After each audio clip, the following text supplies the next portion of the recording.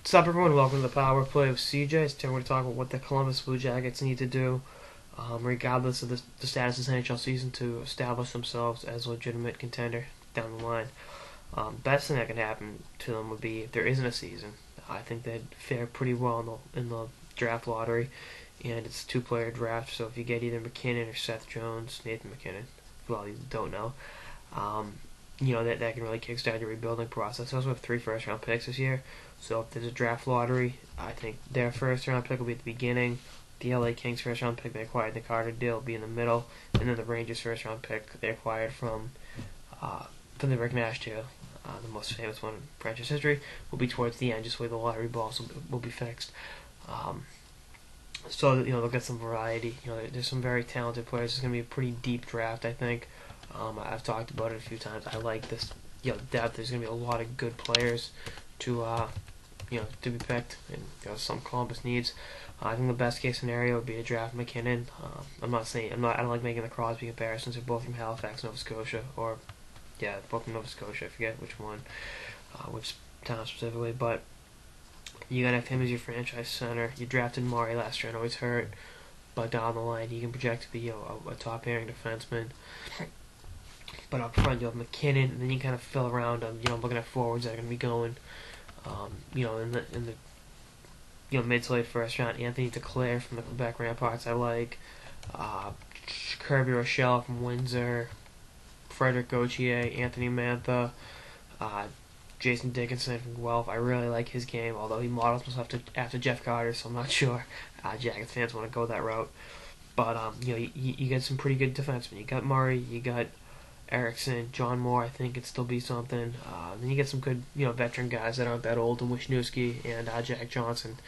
That's a pretty good blue line. You need the forward core, though. I mean, you got some good forwards. You got Dubinsky. You got Anisimov. Maybe Johansson develops a pretty good second-line center. Guys like that. But I think if you take 3 forwards with your 3 first-round picks, try to take, like I said, McKinnon with taking the first overall pick, that'd be great.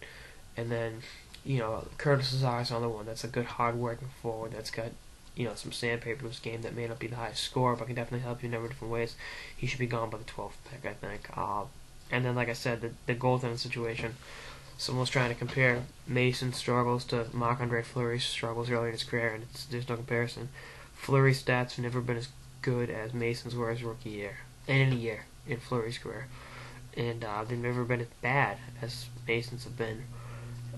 The Bobrovsky trade I'm not totally on board with. I like the fact they drafted Oscar Dansk in the second round. I think he can definitely help them for a long time. He's playing on an okay team in Erie, actually a rather bad team in Erie, I should say.